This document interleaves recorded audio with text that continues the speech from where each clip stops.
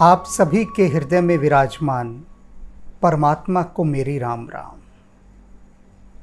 कल हमने देखा कि पार्वती की माँ किस प्रकार से घबरा कर डर कर भागी चली आई भगवान शिव का वह रूप देखकर। आरती लेकर गई थी कि अपने दामाद की बलाएं लेंगी, उनका स्वागत सम्मान करेंगी। और जब वहाँ जाकर भगवान शिव का रूप देखा तो मारे भय के अपनी सखी सहेलियों के साथ इतनी घबरा गई कि दौड़कर वापस अपने भवन को आ गई और वहाँ छुप कर बैठ गई और डर कर सभी कांपने लगे। थोड़ा होश आया तो वही चीखना चिल्लाना रोना धोना मचाया जो एक सामान्य गृहस्थ माँ कर सकती है। बहुत गहरी गहरी बातें यहाँ छिपी हैं। यहाँ पर पार्वती की माँ मैना को उस प्रतीक के रूप में दिखाया है कि एक सामान्य माँ, गृहस्थ माँ, संसारी माँ वह कैसी होती है। प्रतीक बिल्कुल स्पष्ट है। जब थोड़ा होश आया, संभली, तो वो चीखना चिल्लाना शुरू हुआ कि मैं अपनी बेटी को पहाड़ से लेकर कूद जाऊंगी, आग में जल जाऊंगी, उसे लेकर सागर में डूब मरूंगी, चाहे मेरा घर जल जाए, चाहे लोग मेरी कितनी निंदा करें, बदनामी करें, लेकिन अपनी इस सुंदर सुकोमल बेटी का विवाह उस बावले शिव के साथ नहीं करूंगी, उस कुरूप शिव के साथ नहीं करूंगी। माँ का जो हृदय है वह चाहता है कि उसकी पुत्री के लिए ऐसा वर मिले जो समृद्ध हो, सुंदर हो, हर प्रकार से गुणवान दिखता हो या ना हो ये अलग बात है, दिखता हो। जो दिखना है उसका वो एक जेंटलमैन का हो। संसार के और जो बाकी लोग जो उन जैसे ही हैं वो देखकर यही कहें कि क्या दूल्हा है, क्या वर है। या लड़के के पक्ष के हैं तो कहें भाई वाह क्या चांद जैसी दुल्हन लाए हो।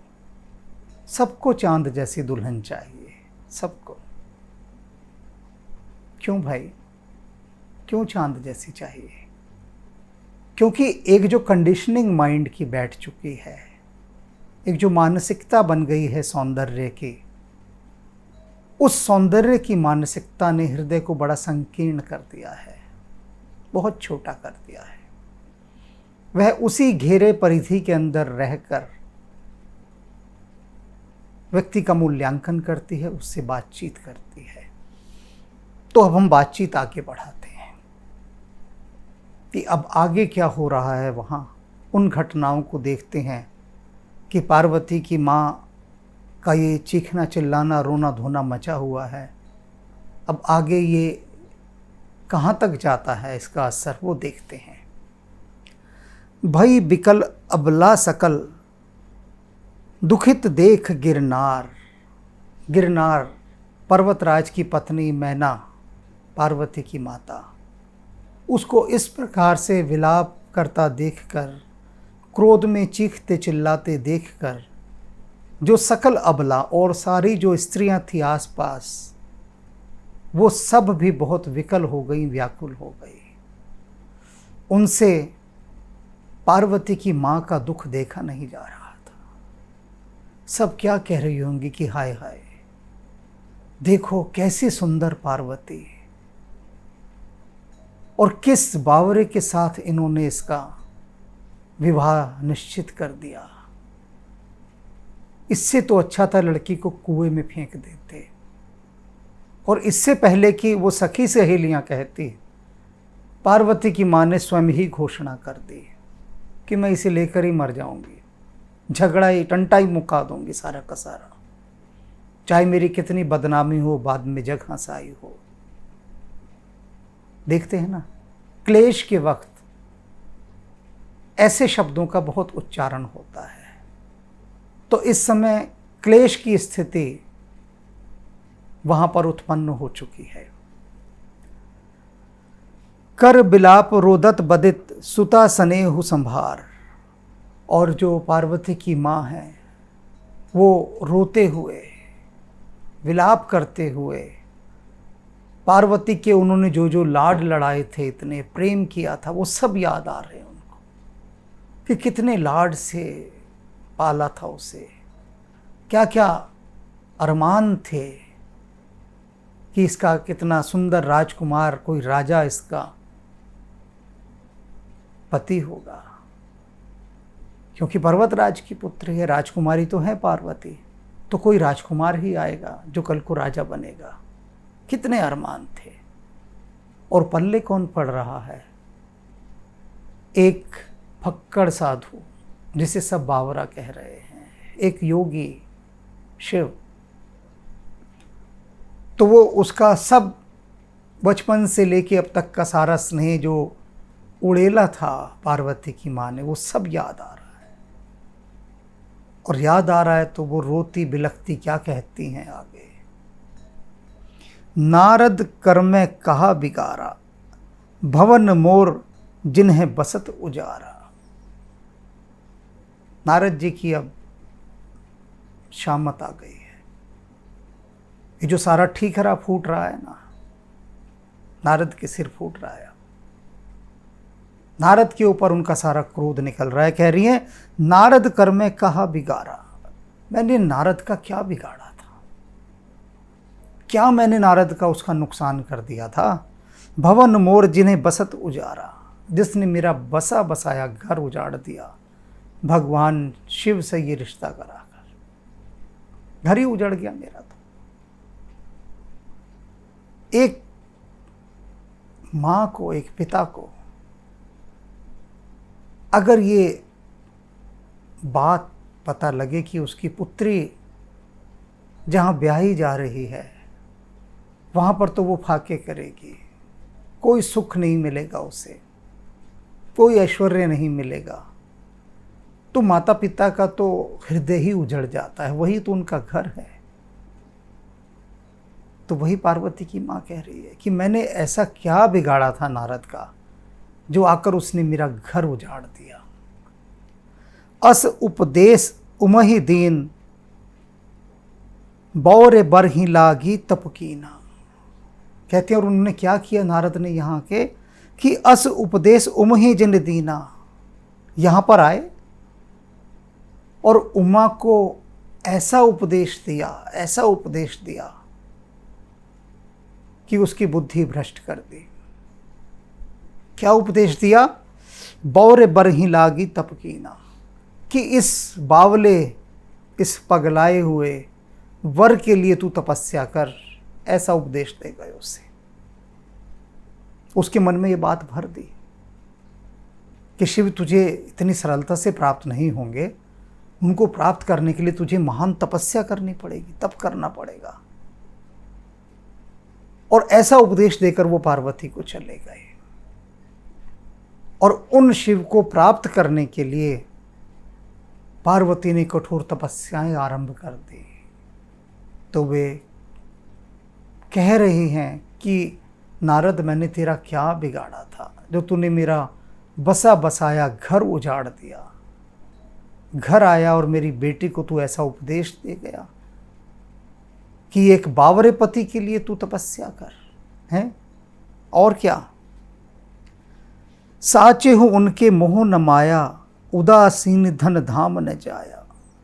कहते हैं सच बात कही है, सच बात कही गई है कि नारद के पास ना मोह है ना माया है। देखो उनके सम्मान में नहीं कह रहे, नारद पर व्यंग्य कर रही हैं पार्वती की माँ कि ये सच कहा गया है कि नारद के कोई मोह और माया नहीं है। इस बात का उल्लेख मैंने रामचरितमानस के एपिसोड 101 में किया है, 101 में, जिसका शीर्षक है कि नारद की सीख से भला किसका घर बसा है। तो वही बात यहाँ पर इस बात का उल्लेख किया है, जो ये बात यहाँ पार्वती की माँ कह रही हैं कि नारद की ना मोह है ना माया है, और ना इनका कोई घर है, ना इनके पास धन है, ना इनके पास स्त्री है, कुछ भी नहीं है। ये भटकता हुआ एक साधु, इसे क्या पता गृहस्थ का जीवन कैसा होता है। उदासीन धन धाम न जाया, इन सब चीज़ों से ऊपर उठा हुआ है नारद। तो ये व्यंग्य में कह रही हैं कि इसको कुछ पता ही नहीं, फक्कड़ आदमी, अकेला कुंवारा जिंदगी भर का ऐसे ही भटक रहा है, इसे क्या पता गृहस्थों का दुख क्या होता है। अब यहाँ एक चीज़ समझिए जो समझने वाली बात है। जिन लोगों ने विवाह नहीं किया होता, परिवार नहीं बसाया होता, वे समझ नहीं सकते गृहस्थ के जीवन के दुख क्या होते हैं। अनेक जगह पर इस बात का उल्लेख आता है। ओशो ने भी बहुत जगह पर इस बात को बार बार रेखांकित किया है कि हिटलर ने ना अपना परिवार बसाया, ना कभी प्रेम किया, और उसने लाखों आदमी मरवा दिए। उसको पता ही नहीं दुख तकलीफ दूसरे की क्या होती है। इसी प्रकार से अनेक वे लोग जो अविवाहित रहते हैं जीवन भर, उन्हें नहीं पता होता कि गृहस्थ के दुख क्या होते हैं, उसकी पीड़ाएं क्या हैं, उसके कष्ट क्या हैं, उसकी अपेक्षाएं क्या हैं, उसकी उम्मीदें क्या हैं। कुछ नहीं मालूम होता। मालूम कैसे होगा? उसको अनुभूति नहीं कि घर गृहस्थी का आदमी एक एक पैसे को कैसे मोहताज हो सकता है, जिम्मेदारियों को उसे कैसे देखना होता है, सबका कैसे ध्यान रखना होता है। उसका कुछ दोष नहीं है उस कुंवारे आदमी का,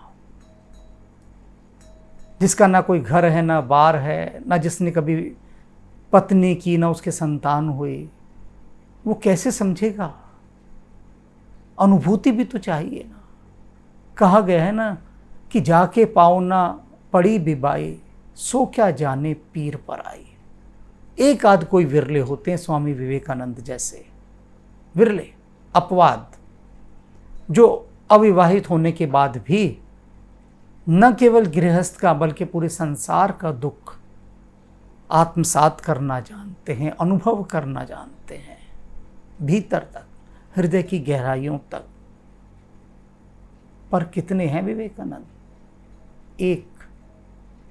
वो एक विवेकानंद भी अंतिम समय तक एक बात कहते हुए गए कि मैं सोचता था कि मेरे जैसे 100 विवेकानंद बन जाएं तो मैं इस भारत देश को विश्व गुरु बना दूंगा। युवा लोग क्या क्या सपने देखते हैं, हम क्या क्या करते थे। स्वामी विवेकानंद कहते, लेकिन अफसोस अफसोस, मैं एक और विवेकानंद भी पैदा इस धरती पर नहीं कर सका। ये बात विवेकानंद कह रहे हैं, जो अपने जैसे 100 विवेकानंद बनाने का स्वप्न देखते थे। वो कहते थे मैं एक विवेकानंद अपने जैसा पैदा नहीं कर पाया, बना नहीं पाया, उसका निर्माण नहीं कर पाया। कोई सरल है विवेकानंद बन जाना? बिल्कुल बिल्कुल सरल नहीं है। उसके लिए रामकृष्ण परमहंस का भी होना जरूरी है। विवेकानंद को किसने बनाया? विवेकानंद, रामकृष्ण परमहंस ने। विवेकानंद ले आइए। आज भारतवर्ष में करोड़ों विवेकानंद हैं, रामकृष्ण परमहंस कहाँ से लाएंगे? वो पारस कहाँ से लाएंगे जो विवेकानंदों जैसे लोहों को छू दे तो वो सोना बन जाए? परमहंस भी तो चाहिए। रामकृष्ण जब तक नहीं होंगे, पड़े हैं विवेकानंद, पड़े हैं, कौन फूंकेगा उसमें वो दिव्य शक्ति जो पूरे संसार को, पूरे ब्रह्मांड को अपने हृदय में समा लेती है। तो पार्वती की माँ नारद जी को खूब जी भर कर पानी पी पी कर कोस रही हैं। अब पर घर घालक लाज न भीरा, और कहते हैं कि ये दूसरों के घरों को नष्ट करने वाले नारद ऐसे हैं जिनको लाज न भीरा, ना तो लज्जा आती है ज़रा से भी कि मैं किसी का घर उजाड़ने जा रहा हूँ, और ना भय है, परमात्मा का भी भय नहीं कि मैं क्या काम कर रहा हूँ। मेरा काम होना चाहिए लोगों का घर बसाऊं, यही तो काम होता है महापुरुषों का, कि वो आशीर्वाद देते हैं कि आपका घर बसा रहे। और कहते हैं इनको भय भी नहीं कि मैं साधु होने के बाद भी लोगों के घर उजाड़ने का काम कर रहा हूँ। कुछ तो परमात्मा से डरें, कोई डर नहीं, लज्जा भी नहीं। बांझ की जान प्रसव के पीरा, सबसे बड़ी बात अब वो नारद के ऊपर यहाँ ब्रह्मास्त्र फेंक रही हैं अपना। कहते हैं नारद तो बिल्कुल वैसे जैसे कोई बांझ स्त्री क्या जाने प्रसव की पीड़ा। अब जो नई पीढ़ी है वो भी इस एपिसोड को देख रही है, अब वो प्रसव पीड़ा नहीं समझ पाएगी ये शब्द। तो मैं उनको बता दूं कि प्रेगनेंसी के बाद प्रेग्नेंट लेडी जब डिलीवरी करने जाती है, उस डिलीवरी को कहते हैं प्रसव पीड़ा, जो पेन होता है डिलीवरी पेन। तो तुलसीदास जी कह रहे हैं कि जो कभी स्त्री माँ ही नहीं बन सकती, बांझ स्त्री जो संतान को जन्म नहीं दे सकती, उसे कैसे पता लगेगा कि प्रसव की पीड़ा क्या होती है। कि बच्चा जब जन्म ले रहा होता है उस समय माँ किस पीड़ा किस दर्द से गुजरती है वो कभी नहीं जान सकती। तो यहाँ पर नारद को बांझ कहा है कि जिन्होंने अपना कोई परिवार ही नहीं बसाया, कुछ भी नहीं बसाया, उनको क्या पता लगे प्रसव की पीड़ा। और ये बताऊं मैं, जो प्रसव की जो पीड़ा है इस पर भी थोड़ी सी व्याख्या होनी है यहाँ पर जो समझने वाली है, कि प्रसव की पीड़ा सिर्फ उसी को होती है जिसकी नॉर्मल डिलीवरी होती है, प्राकृतिक रूप से जो बच्चे को जन्म देती है। आजकल प्रचलन अधिक इसका हो गया है ऑपरेशन के द्वारा बच्चे को जन्म देने का, तो उसे प्रसव पीड़ा उस माँ को नहीं होगी, वो कभी नहीं जान सकती। तो अब ये जो नॉर्मल डिलीवरी है इस पर भी हम थोड़ी सी बात करते हैं, क्योंकि ये जीवन का एक महत्वपूर्ण अध्याय है। जो गांव की स्त्रियां होती थी ना, उनको प्रसव पीड़ा इतनी नहीं होती थी, वो सहज रूप से बच्चे को जन्म दे देती थी। सामान्य जो इसके अंतर्गत पीड़ा आती है वो तो होती है। क्यों नहीं होती थी? कि उनका जो शारीरिक गठन था वो उनकी दिनचर्या उसको इतना सुदृढ़ और मजबूत बना देती थी। सुबह उठती थी, चक्की चलाती थी, चक्की में पूरी बॉडी घूम रही है, भैंस का दूध निकालना, भैंसों को चारा डालना, गाय है तो गायों की सेवा करना, और उसके बाद दूध बिलोना, ऐसे करते हैं ना, कितना उससे मक्खन निकालना। अब कुछ जो बहुत आधुनिक लोग हैं वो ये ना समझें कि मैं आज की आधुनिक नारी को पिछड़ेपन की ओर ले जा रहा हूँ। मेरे कहने का मतलब ये नहीं कि आज सुबह उठकर जो शहर की स्त्रियाँ हैं, क्योंकि अब तो शहर ही शहर हैं, गांव तो रहे ही नहीं। कहने को कोई गांव होगा, शहर से ज़्यादा मॉडर्न गांव हैं अब, मैंने देखे हैं जाके। शहर में भी वो कंफर्ट्स नहीं होंगे जो गांव के घरों में अब हैं। जो गांव में बड़ी बड़ी हवेलियां हैं, हर तरह से एक ऐशो आराम के साधन हैं। मैं निचले किसानों की बात नहीं कर रहा, गरीब तबके की, वैसे बात कर रहा हूँ। गांव रहे नहीं, तो जो गांव हैं भी वो भी शहर में बदल गए हैं। मैं उन शहरों की उन औरतों को ये नहीं कह रहा कि वो सुबह उठ के चक्की चलाएं, क्योंकि मन की चक्की चल पड़ी होगी, बुद्धि की चक्की चल पड़ी होगी कि ये क्या कह रहे हैं। इनका मतलब है कि हम सुबह उठ के चक्की चलाएं, भैंस नहीं है तो पाले, गाय पालें, उनको नहलाए धुलाएं। नहीं, ये सब नहीं। अंग्रेजी में ही समझाऊंगा, हिंदी में समझ में नहीं आती बात। बिल्कुल समझ में नहीं आती। इस देश में तो अब समझ में ही नहीं आती हिंदी में बात, अंग्रेजी में समझाओ फ़ौरन सब समझ में आ जाता है। तो वो अंग्रेजी की शब्दावली में ही समझाता हूँ कि फिजिकल एक्सरसाइज। अब तो घर घर में देखो काम वाली लगी है, वही बर्तन धोएगी, वही झाड़ू पोछा करेगी। एक घर में मैं गया, मैंने उस घर की स्त्री से पूछा कि तुम सारा दिन घर में क्या करती हो?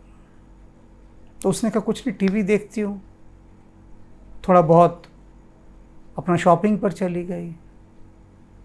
तो मैंने कहा तुम सफाई क्यों नहीं करती सारा दिन जब घर में ही हो? खाना क्यों नहीं बनाती? ये सब छोटे मोटे काम। तो उसने कहा क्या ज़रूरत है मुझे करने की? अब ये ज़रूरत है, शरीर को है, आप फिजिकल एक्सरसाइज कैसे करेंगे? तो जब घर के कामों को भी करना छोड़ दिया गया तो फिर शरीर रोगग्रस्त होगा और नॉर्मल डिलीवरी नहीं होगी। इसलिए ये होना चाहिए स्त्रियों के लिए भी कि वो जितना अधिक से अधिक शारीरिक श्रम करें, युवावस्था से ही, बाल्यकाल से भी वो करना चाहिए। शरीर मजबूत होना चाहिए। जितना मजबूत शरीर होगा उतनी स्वस्थ संतान जन्म लेंगी और उतना ही अधिक मजबूती के साथ आप अपने बच्चे का पालन पोषण कर सकेंगी। तो ये बात यहाँ से निकल कर आई। तो नारद को उन्होंने धिक्कारा, यह कहकर। मैं केवल रामचरितमानस की सीधी सीधी व्याख्या करके नहीं चल रहा हूँ। व्याख्या का अर्थ ही होता है कि उसके जो गूढ़ अर्थ छिपे हैं, हिडन मीनिंग्स, उनके पीछे उनको भी सामने लाया जाए, क्योंकि ये गागर में सागर हैं ये रचनाएं। तो उसके अंदर से जब सागर को निकालना है तो बहुत कुछ बात जो पर्दे के पीछे है वो भी कहनी पड़ेगी, जो इसके साथ छिपी हुई है। अब क्या कहते हैं? जननी ही बिकल बिलोकिन भवानी, बोल जुत विवेक मृदुबानी।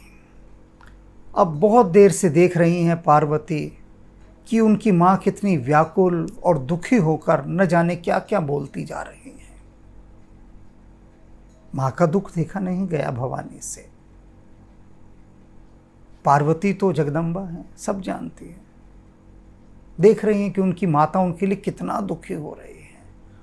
तो उनको इस प्रकार से दुखी देखकर पार्वती ने विवेकपूर्ण मधुर वाणी से अपनी माँ से क्या कहा। अब क्या कहती हैं? जब सब सुन लिया ना कि नारद को इतना कोस लिया, डर गई, सब कुछ हो गया, अब पार्वती अपनी माँ से क्या कहती है? यह भी प्रत्येक कन्या के लिए सुनने वाली बात है जो पार्वती कह रही है। क्या कहती हैं?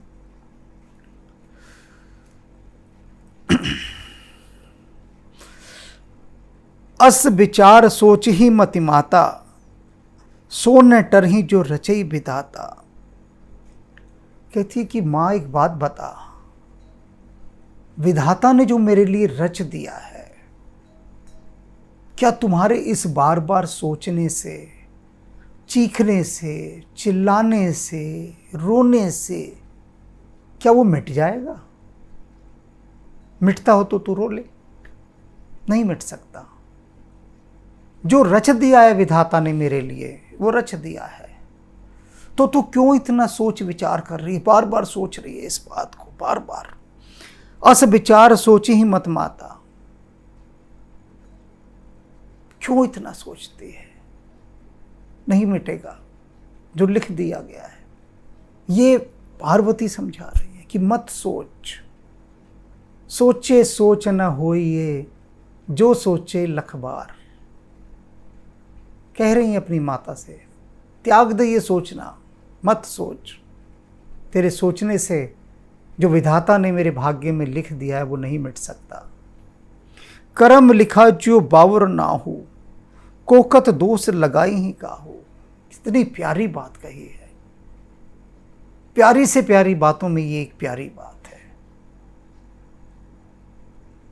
अपूर्व प्यारी बात जो पार्वती अब कह रही हैं। कहती है कर्म लिखा जो बावर ना हो। कहती है अगर मेरे भाग्य में बावला पति ही लिखा है तो कह रही है ना बावला पति है, पागल है। अगर मेरे भाग्य में ये बावला पति ही लिखा है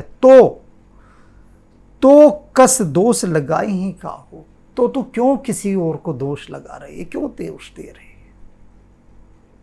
तब से मैं देख रही हूं नारद मुनि के बारे में क्या क्या नहीं तुमने कह दिया।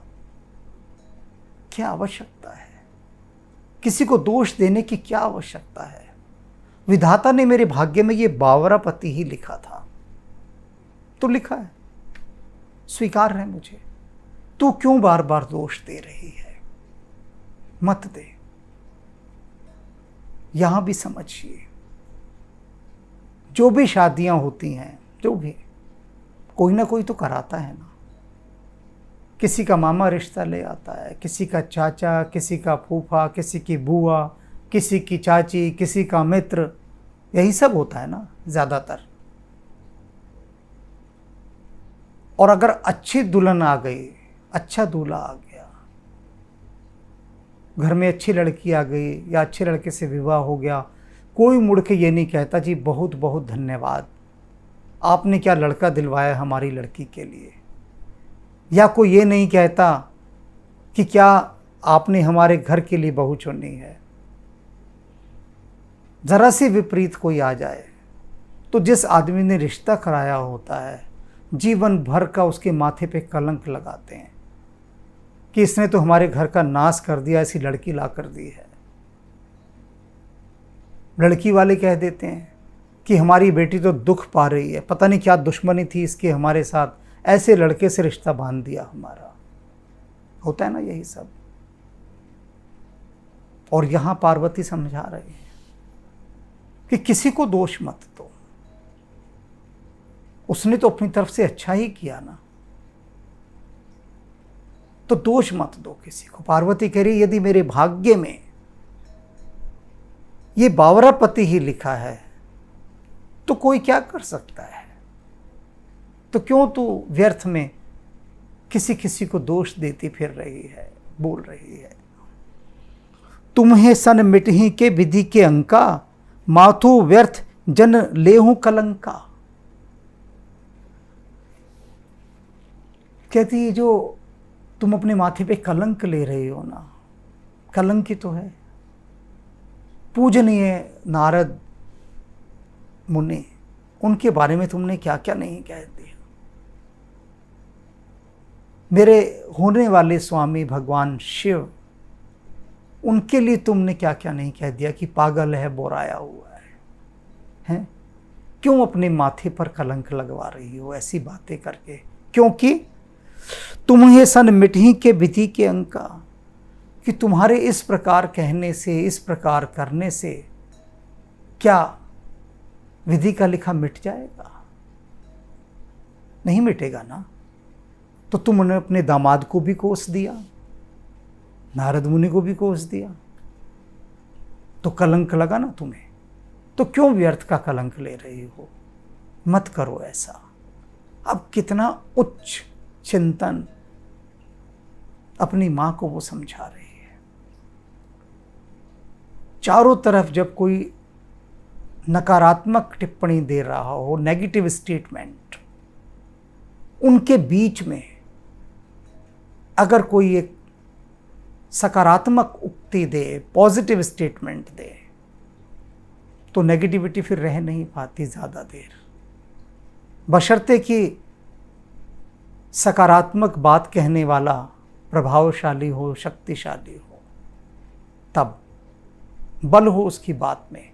यहाँ पार्वती की बात में बल है, कितने ढंग से। और देखो उस बात को रेखांकित करूँगा जो ऊपर बात कही गई है। अति मृदु वाणी में विवेकपूर्ण रूप से पार्वती ने कहा। ये तुलसीदास जी कहते हैं, ये बहुत समझने वाली बात है। पार्वती किसी सामान्य कन्या के समान चीख चिल्ला नहीं रही है अपनी माँ के लिए कि तुझे लाज नहीं आ रही तो अपने पति, मेरे पति के लिए ऐसा कह रही है, अपने दामाद के लिए ऐसा कह रही है। कोई चिल्ला कर नहीं पड़ रही। कितनी मधुर वाणी में, अमृतमय वाणी में, शीतलता के साथ जो सुनते ही कलेजे को ठंडक पड़ जाए, दिल को सुकून आ जाए। ऐसी मधुर वाणी में अपनी माँ को समझा रही है कि बता देख, भाग्य का मिटा कोई टाल सकता है, तो तू अपने माथे पे ये कलंक मत लगा। जननी लेहु मातु कलंको, करुणा परिहरु अवसर नहीं। और कहती कि ये न कलंक लेने का अवसर है, न दुख करने का अवसर है। दोनों ही चीज़ें तू त्याग दे, दुखी भी मत हो, ये दोनों चीज़ों को छोड़ दे। दुख सुख जो लिखा लिलार हमरे, जाप जहें पाऊबो तहें। कहती है जो सुख दुख जो है ना, जो मेरे माथे पे लिख दिया है विधाता ने, हमरे जाप जहें पाऊबो तहें, मैं कहीं भी चले जाऊं इससे बच नहीं सकती। तू क्या समझती है, तू मुझे किसी राजकुमार के साथ ब्याह देगी तो जो मेरे माथे पे विधाता ने सुख दुख लिखा है ये समाप्त हो जाएगा? वो राजकुमार अगले दिन पागल हो जाएगा और वो बात आ जाएगी कि बावरे के साथ तो विवाह होना ही है मेरा। तो मैं उससे बचकर भाग ही नहीं सकती जो विधाता ने लिख दिया है। कोई डिप्रेशन नहीं, कोई असंतोष नहीं पार्वती के मन में। देखो बिल्कुल शांत है, स्वीकार, सर्व स्वीकार। ठीक है, विधाता ने जो लिख दिया है मेरे माथे पर उसे कोई नहीं टाल सकता। तो तू भी अब इस दुख से और इस कलंक से बाहर निकल। सुन उमा बचन विनीत, कोमल सकल अबला सोचही। उमा के ये सारे वचन वो सारी स्त्रियां भी सुन रही थी, सब पास पास ही थी।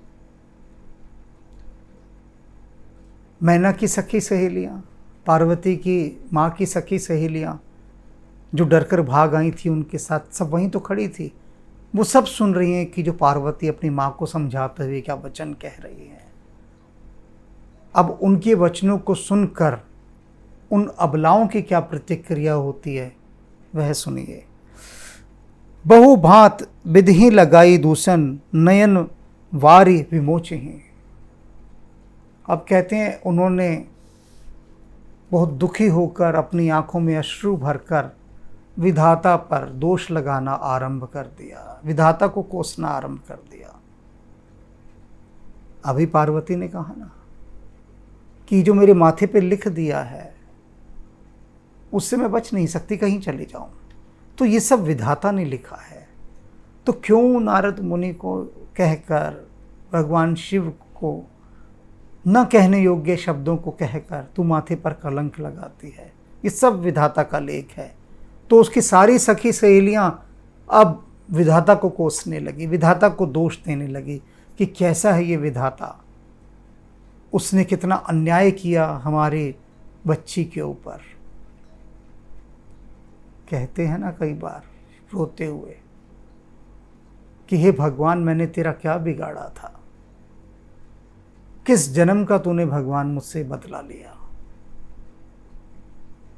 मैंने तो कोई पाप ही नहीं किया और तूने मुझे निष्पाप को, मुझ निर्दोष को इतनी बड़ी सजा दे दी। मैंने तेरा क्या बिगाड़ा था? कितना दोष परमात्मा को दिया जाता है और वही सब दोष पार्वती की माँ दे रही है विधाता को। सबकी जो दिशा है, सबकी डायरेक्शन अब विधाता की तरफ घूम गई कि अरे बात तो सही है। अभी पार्वती ने कहा कि ये सारा दोष तो विधाता का है, उसने मेरा भाग्य ऐसा बनाया, तो चलो सब मिलकर विधाता को ही अब कोसती हैं। सब ने ये कोसना शुरू कर दिया। अब ये बात छुपी तो नहीं रहती कि जो भवन के अंदर क्लेश हो रहा है, इतना रोना धोना मच रहा है, सब सारी बात पहुंच गई पार्वती के पिता के पास, हिमाचल के पास। कोई ना कोई तो खबर ही रहा, पहुंचा आया कि जी उधर देखिए क्या हाल हुआ पड़ा है। इस तरह से आपकी पत्नी रो धोकर चिल्ला रही हैं, रोना धोना मच गया, वहाँ क्लेश कर रही हैं। वहाँ की तो स्थिति बहुत खराब है आपके भवन की। अब वो तो जनवासा में गए हुए हैं सत्कार सेवा करने के लिए। अब सारी खबर, सारा हाल पहुंच जाता है हिमाचल तक। अब हिमाचल कहते हैं भाई ये स्थिति तो संभालनी होगी, नहीं तो बात बिगड़ती चली जाएगी। तो अब वो स्थिति संभले उसके लिए वो क्या करते हैं। ते अवसर नारद सहित अर ऋषि सप्त समेत, समाचार सुन तुहिन गिरी गवने तुरत निकेत। उन्होंने सबसे पहले नारद मुनि को बुलाया, सप्त ऋषियों को बुलाया और कहा, भगवान मेरे भवन में तो क्लेश मचा पड़ा है, आप चलिए साथ, क्योंकि आप साक्षी हैं इन सब बातों के, और मेरे साथ चलिए और चल के वहाँ की स्थिति देखिए और उसे संभालिए। उन सबको निवेदन किया और निवेदन करके, क्योंकि वही तो इस समय सबसे बड़े और प्रभावशाली व्यक्ति हैं, तो उनकी पत्नी समझ जाए, उसको समझाया जाए जाकर। दोष अभी वो नारद को ही दे रहे हैं, तो वे नारद को ही साथ लेकर जा रहे हैं कि आप चलिए। और सप्तऋषि को भी, वे भी आए थे, आप भी चलिए और चलकर वहाँ की स्थिति को नियंत्रित कीजिए। तो पार्वती के पिता अब सब उनको लेकर अपने भवन की ओर चल दिए हैं। तो अब कल हम देखते हैं क्या होता है। वो भवन में लेकर जाते हैं। पार्वती की माँ कितना समझती हैं, कितना नहीं समझती, क्या वो समझाएंगे, किस तरह से सांत्वना देंगे। अभी पार्वती ने तो दे दी सांत्वना, एक फर्स्ट एड तो कर दी है, लेकिन उससे कोई फर्क नहीं पड़ा है, दर्द अभी भी जारी है। तो जो असली चिकित्सा करेंगे वो नारद और सप्तऋषि ही मिलकर करेंगे। कैसे करते हैं वो पार्वती की माँ की मन की चिकित्सा, ये हम कल देखेंगे। लेकिन इससे पहले आज जो गहन गंभीर बातें हुई हैं, जीवन से जुड़ी हुई, उनको समझना है बहुत अच्छी तरह से। कोई भी दुख आता है, आते हैं जीवन में, आ ही रहे हैं, चल ही रहे हैं। आजकल तो पूरा संसार ही दुखों के साथ चल रहा है।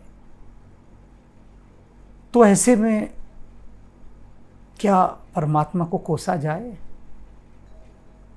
उसी परमात्मा को कोसा जाए जिससे हम बार बार अपनी रक्षा की प्रार्थना करते हैं? यह विचारणीय प्रश्न है। दूसरा विचारणीय प्रश्न है कि क्या जो सम्मानित व्यक्ति होते हैं, जैसे नारद, भगवान शिव, क्या इनके लिए न कहने योग्य वाले अपशब्दों को कहा जाना चाहिए, जैसा कि क्रोध में आके पार्वती की मां ने कहा? यह विचारणीय प्रश्न है। पार्वती बार बार कह रही है ना, क्यों अपने माथे पर कलंक लगा रही हो? वो यहीं तक रही पार्वती, थोड़ी ऊंची बात नहीं बोली उन्होंने जाके कि क्यों पाप की भागी बन रही हो। कहा ना कि विवेकपूर्ण और मधुर वाणी में। तो माँ देख रही है कि माँ सांसारी है पूरी तरह से, तो उनको सांसारिक भाषा में ही पार्वती समझा रही है, क्योंकि माँ कलंक को समझ सकती है, पाप को नहीं समझ सकती। वो बहुत उच्च अवस्था है। तो वो कह रही है कलंक लगेगा, मत कहे ऐसा।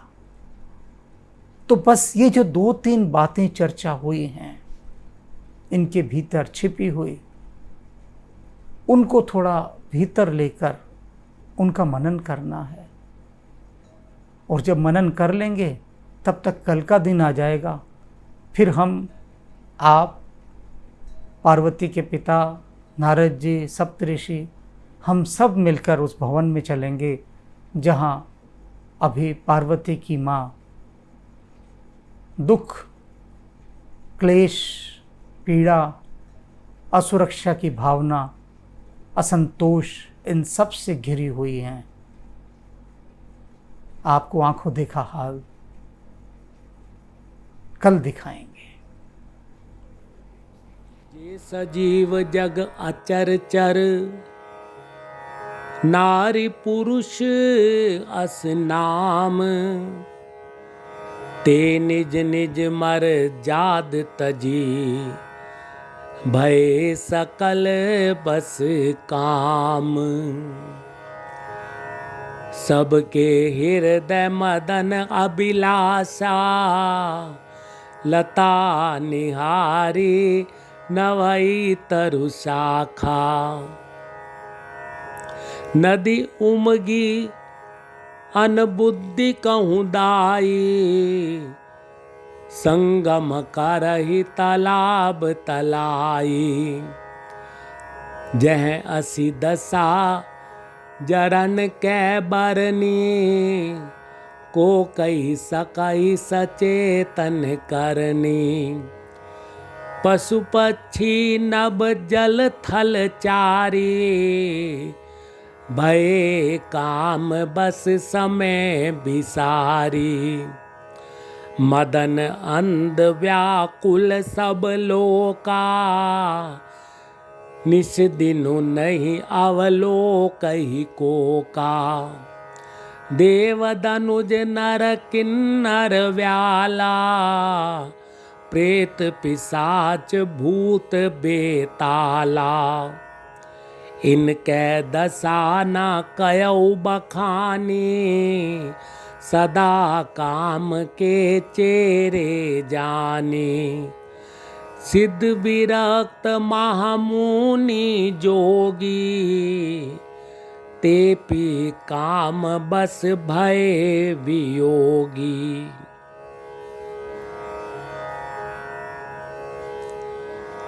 उभय धरी अस कौतुक भयऊ, जो लगी काम शंभु पै गयऊ। शिवई विलोकी संस्केऊ मारू, भयो जथाथिति सबउ संसारू। भय तुरत सब जीव सुखारे, जिमि मद उतरी गए मतवारे। हृदय देखी मदन भय माना, दुरादरस दुर्गम भगवाना। फिरत लाज कछु करि नहीं जाई, मरण ठानी मन राच स्यु पाई। प्रगटे सी तुरत रुचिर ऋतु राजा, कुसुमित नव तरु साजी बिराजा। बन उपवन बापिका तरागा, परम सुभग सब दिशा विभागा।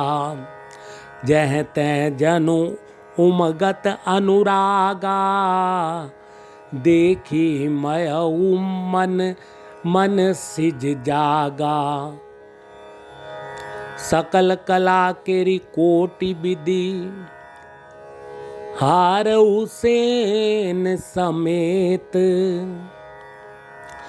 चली ना अचल समाधि शिव, को पयो हृदय निकेत। देखी रसाल विटप बरसाखा, तेहि पर चढ़ऊ मदन मन माखा। सुमन चाप निज सर संधाने, अति रिसता की श्रवण लगी ताने।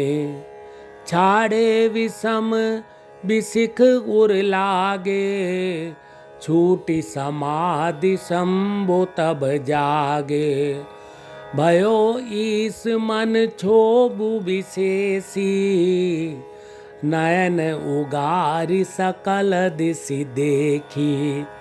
सौरभ पल्लव मदन विवेका, भयो कोप कंपे त्रैलोका। तब शिवती सरनयन उगारा, चितवत काम भयो जरि छारा। हाहाकार भयो जग भारी, डर पे सुर भय असुर सुखारी। समुझ काम सुख सोचई भोगी, भय अटंटक साधक जोगी।